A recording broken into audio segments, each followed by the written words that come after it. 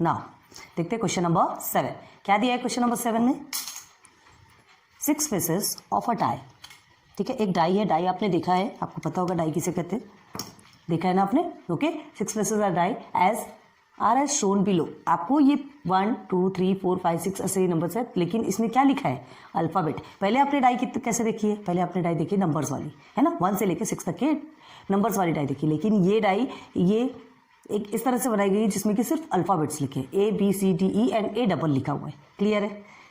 पता नहीं जिसने भी बनाई होगी, लेकिन डाई है, आपको लिखा है तो डाई है। ठीक है, if the die is rolled once, अगर एक बार उसे उछाला जाएगा, है ना, फाइंड द प्रोबेबिलिटी, तो उसकी प्रोबेबिलिटी क्या होगी?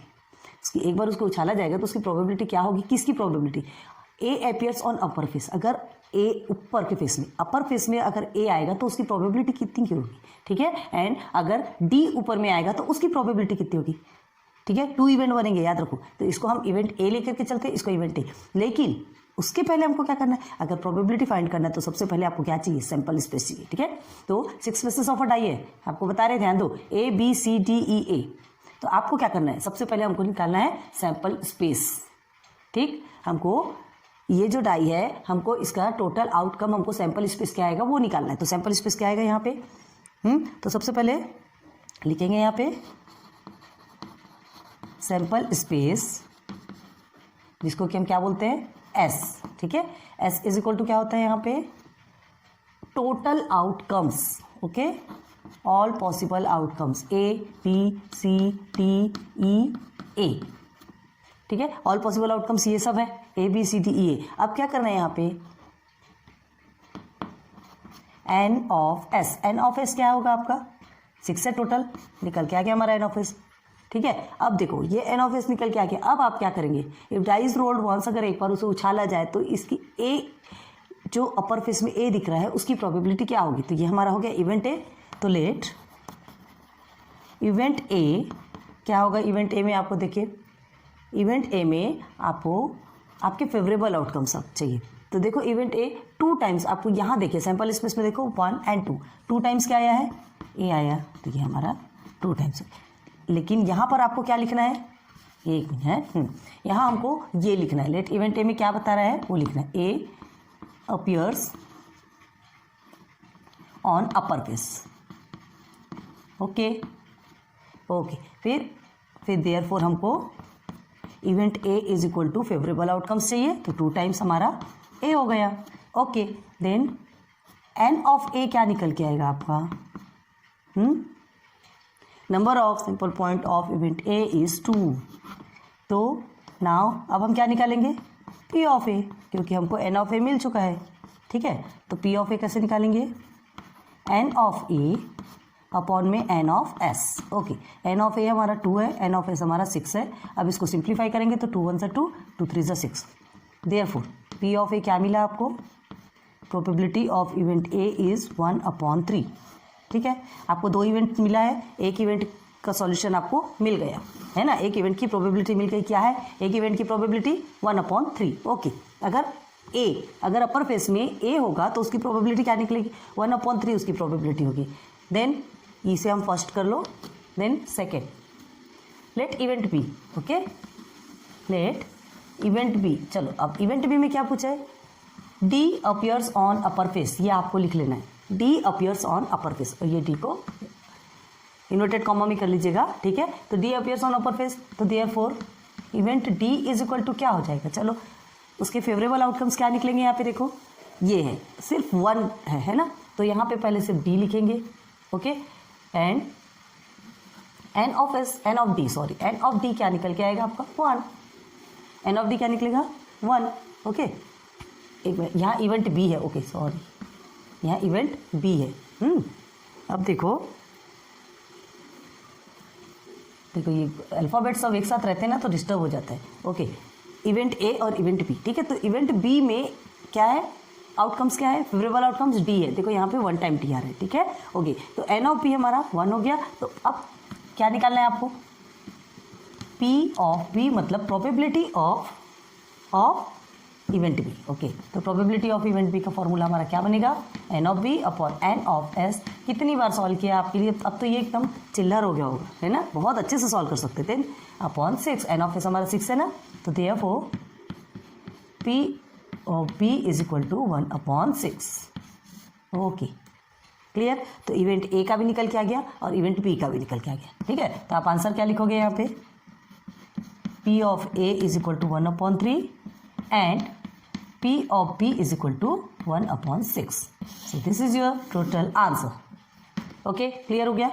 दोनों भी इवेंट के पॉसिबिलिटीज आपके निकल के आ गए और यही आपका आंसर है। बहुत छोटा सा क्वेश्चन था, छोटा सा क्वेश्चन है, छोटा सा आंसर है।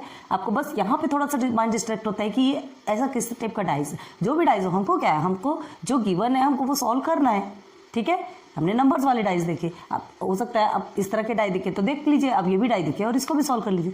क्लियर है, समझ आया। चलिए नेक्स्ट करें। देखो क्वेश्चन नंबर 8, अ बॉक्स कंटेन्स 30 टिकट्स। एक बॉक्स में कितने टिकट्स है, 30, bearing only 1 number from 1 to 30 on each. मतलब 1 से लेके 30 तक के एक एक टिकट में 1 2 3 4 ऐसे पूरे नंबर 30 तक के लिखी। ओके, तो if 1 ticket is drawn at random, अगर एक टिकट को ड्रॉन किया जाएगा, निकाला जाएगा रैंडमली, हमको नहीं पता कौन सा टिकट निकलने वाला है, find the probability of an event that the ticket drawn bears. तो उसकी प्रोबेबिलिटी बताना है आपको, जो टिकट निकालेंगे ना उसकी क्या प्रोबेबिलिटी होगी, है ना। तो देखो यहाँ पे क्या दिया है, सबसे पहले एन ऑड नंबर, मतलब अगर ऑड नंबर निकलता है तो उसकी क्या प्रोबेबिलिटी होगी, and a complete square number. अगर कंप्लीट स्क्वायर नंबर मतलब समझते 1 1 1 2 2 2, मतलब सेम नंबर को सेम नंबर से मल्टीप्लाई करते हैं ना, तो जो आंसर आता है वो कंप्लीट स्क्वायर कहलाता है। क्लियर है। तो ये दो की प्रोबेबिलिटी निकालना है। 2 इवेंट है, एक को हम ए मान लेंगे और एक को बी मान लेंगे इवेंट। तो देखो यहाँ कुछ हमने लिख के रखा है, here 1 ticket is drawn at random. अगर एक टिकट रैंडमली निकालते हैं from the box containing 30 tickets, जो 30 टिकट्स का जो बॉक्स है उसमें से अगर एक टिकट हम निकालते हैं तो हमारा सैंपल स्पेस क्या बनेगा, 1 से लेके 30 तक ही तो बनेगा ना, 1 से लेके 30 तक, क्योंकि 30 टिकट्स है तो एन ऑफ एस भी हमारा 30 निकलेगा। ठीक, अब इसके बाद फिर हमको क्या करना है, लेट फर्स्ट लेते हैं, ठीक है। Let event A, event A हमने ए माना, इवेंट ए में क्या लिखेंगे आप, an odd number, an odd number.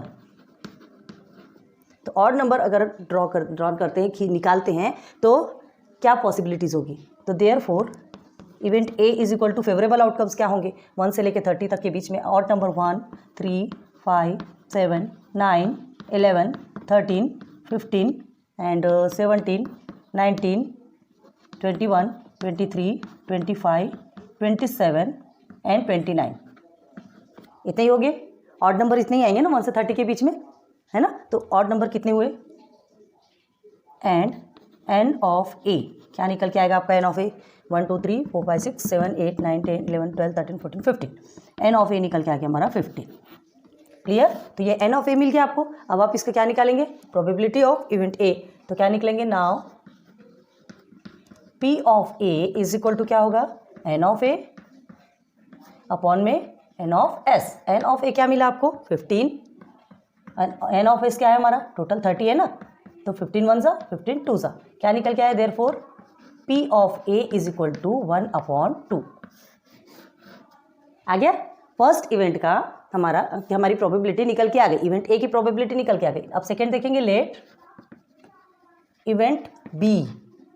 ठीक है, तो इवेंट बी में आप लिख लीजिएगा अ कंप्लीट स्क्वायर नंबर। आपको यहाँ लिखना है a complete square number, please लिखना, ठीक है। तो therefore event B is equal to favourable outcomes क्या होंगे, कंप्लीट स्क्वायर नंबर। देखो 1 1 = 1 2 2 = 4 3 3 = 9 4 4 = 6 5 5 = 25 एंड 6 6 = 36 होता है। हमको 30 से कम नंबर चाहिए, याद रखना प्लीज। समझ आ रहा है। फेवरेबल आउटकम्स क्या होंगे, कंप्लीट स्क्वायर।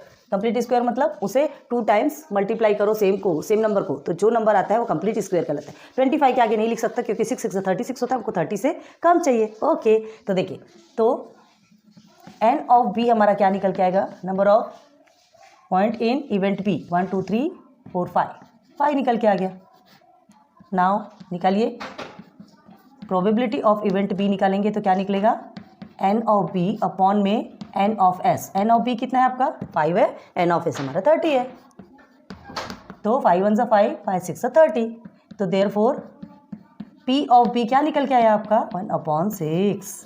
कितना इजीली आंसर निकल के आया ना। छोटे छोटे क्वेश्चन है ना, डरने की ज़रूरत नहीं है। बस हमको एक बार हमको कंसेप्ट समझ में आ गया ना, हम इजीली निकाल सकते हैं। तो P of A is equal to क्या है यहाँ पर आपका, ये देखिए 1/2 and probability of event B is equal to 1/6।